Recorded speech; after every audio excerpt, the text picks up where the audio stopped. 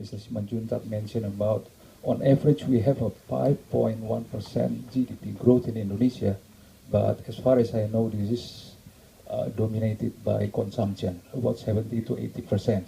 And then we questions about infrastructure, which grows very slow. And gentleman says that this is about education. To me, our education system and quality is still comparable to the one in Southeast Asia or Asia. Our challenge actually is about integrity and attitude. How our passion, our perseverance can sustain the challenge of the economy and the social. So by putting the budget or the aid, the funds coming from the European Union to knowledge, I guess wouldn't solve the problem if our attitude, our spirit, our guts towards the economic challenge is merely the same as what we have before. My thought. Thank you very much. Second one. Oh yeah, yes, please, the lady first. Yes, thank you. My name is Rahmi Hertanti from Indonesia for Global Justice. I'm sorry I came very late, but I followed Mr. Professor Djisman Simandjuntak's speech in the latest, his speech. But yes, for me, quite interesting when you said about the cooperations Indonesia with Europe is very important, especially Europe as a source for knowledge. My question is very simple. Like Indonesia and European Union now have a negotiation process under Indonesia-EU CEPA. I would like to know how Indonesia can use these economic cooperations to have, or at least to ask Europe to give knowledge for Indonesia, at least, and what kind of knowledge that Indonesia really needs from Europe, at least for, I don't know, like, is there any capacity building strategy from Indonesia that Indonesia would like to ask from Europe or anything? At least we know that Europeans have a high quality for technology, especially for green technology. Thank you very much. In terms of human capital, developing infrastructure, questions of attitude that were mentioned maybe should not really be appropriate for me to address, but more for the Indonesian representatives or Indonesian commentators on the situation in Indonesia. And then CEPA, investments, and so on. Firstly, on investing in knowledge and sharing knowledge, know-how, and sharing technologies. We do this already. There are programs for exchange of students, of researchers, of teachers, university-level teachers. We always want to do more, but we're not doing too badly. I look to the ambassador, but I think that you mentioned to me that last year we had about 9,000 Indonesians who benefited from exchanges to join university studies or research programs in Europe. That's good. It could be even better. So we should strive together to increase this, to increase the interest, increase the exchanges. We also encourage European students to come to Indonesia to do part of their studies here or part of their research here. This creates networks which will be valuable for the future. Some of those networks will plug into the very substantial European research funds that exist and that are specifically designed to encourage the creation of research consortia bringing together universities or institutes from several different countries to work together on shared projects. So we very much seek to make sure that many are involved. And these programs are European, of course, principally focus on encouraging European universities and research institutes to come together and move forward in their work, but they are specifically also designed to be open to participation from our partners around the world, and they are open to Indonesian universities and research institutions. So there too, I think this is one of the ways we do it. That's at the educational academic level. But one can do a lot more, and that's, I get then to the negotiations for CEPA, for the Trade and Economic Partnership Agreement. What does it give? What's extra? There is an important free trade component. We believe in free and open trade. We are prepared to open the European markets. They're pretty open already, but we are prepared to open them completely. We hope that this will be reciprocated, so that there will be free flow in both directions. But in a sense, much more important, and that comes to your question, much more important is investment. Because investment is the expression of a long-term engagement. And you make a long-term engagement if there is trust. If there is trust in the possibilities and trust in the framework. That's where you see the real step change in relations. And if people are prepared to invest, they are usually also prepared to bring with them and share their know-how, their technology or their expertise. Or they're prepared to enter into joint product development or joint research initiatives at the very applied level of economic operators.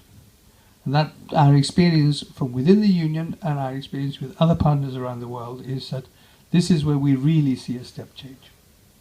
A CEPA agreement, which would provide a new broad enabling framework for the economic relations between Indonesia and the European Union, would supersede the existing bilateral investment protection agreements. Because with the evolution of the European Union and the evolution of the competences of the Union, the responsibility for ensuring investment frameworks and investment protection now lies at the European Union level and no longer at the national level. We have a concern in as much as for the moment some of these existing bilateral agreements are being terminated by the Indonesian side because they are considered old-fashioned, a little bit outdated. That is true, they are a bit old-fashioned and outdated. That's why we're negotiating CEPA. But it would be smarter to leave them in place until CEPA is in place. And then they're overtaken, and we have a new framework rather than ending up with no framework. Because those frameworks is what creates the trust, what builds the ambition, and what allows us to move forward. Last words, of course, we then continue with cooperation, technical and otherwise, between Indonesia and the European Union, where the EU seeks to support and accompany Indonesia in its national development policies and its national development plans.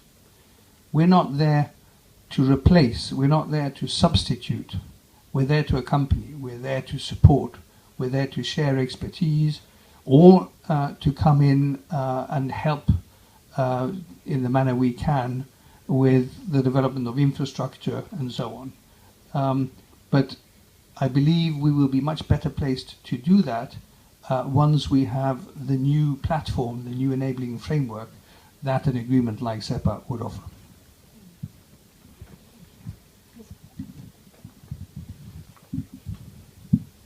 Saban,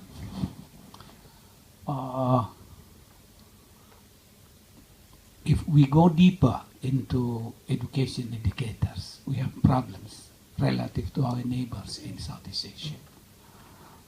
For instance,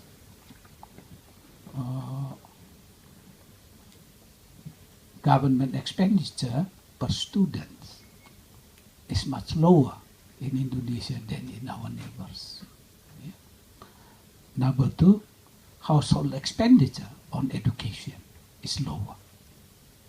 I think the government should also inspire people to spend more in education rather than relying on government resources primarily. Number three, research and development expenditure in Indonesia as percentage of GDP is very low. Number four, even the small R&D expenditure in Indonesia is dominated by government rather than corporate organizations. In other parts of Southeast Asia, R&D expenditure and workforce are mainly in the corporate sector, including Vietnam. Vietnam is more business-oriented than Indonesia, seen from corporate investment in R&D. We can go on and on and on. Yeah? So we are faced with great challenges in making the huge expenditure on education truly productive. And one of the wild idea from my side would be to spend a lot of it on sending students overseas. So when I talk about accessing the European brains, I'm not saying that it will have to be funded by Europe. Our government should spend a lot of it on sending students overseas. China has over 500,000 students overseas. We have around 40,000. We will not go very far with 40,000 students. The reason I say this is that we know our own institutions. Only 2 universities in Indonesia are in the top 500 universities worldwide. So if we are to catch up, we have to access educational resources outside Indonesia as well. And I think Europe should be one of our main destinations. Negotiation, it's still very early. Pak Christian, we have completed 2 rounds of negotiation.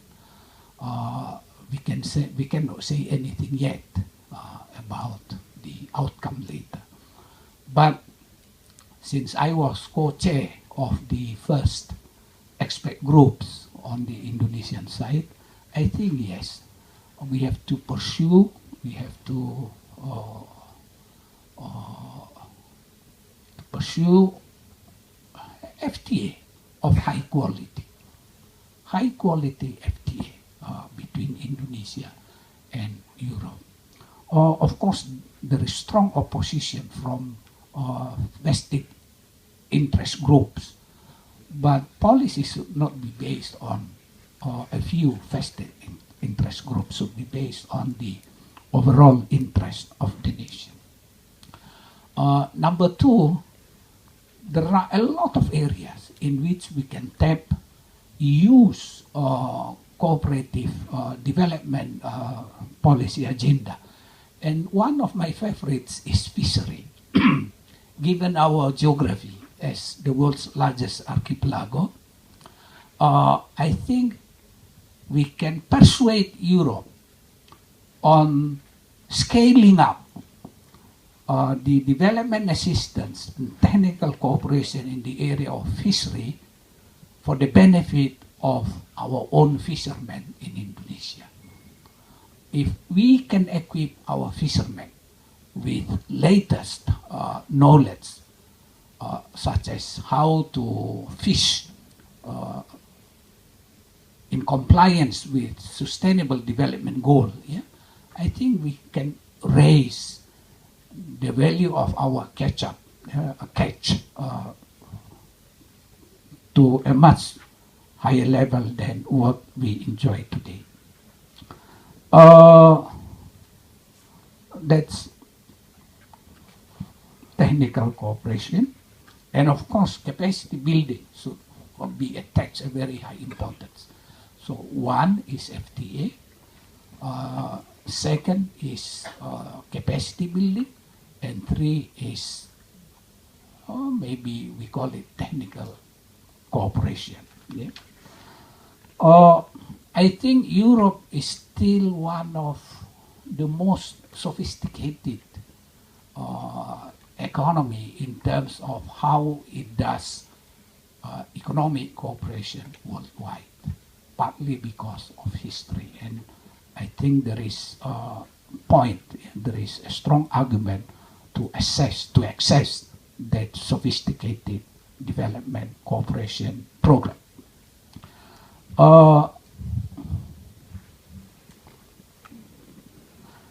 Last point, we under trade, it's not in English, but our trade is far too small compared to our GDP with Europe.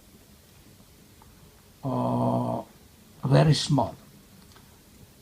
Compared to our neighbors, Singapore, Malaysia, Thailand, and even Vietnam. Number two, 30% of our trade still export, yes, still enters the EU under the GSP. So GSP is still important for us.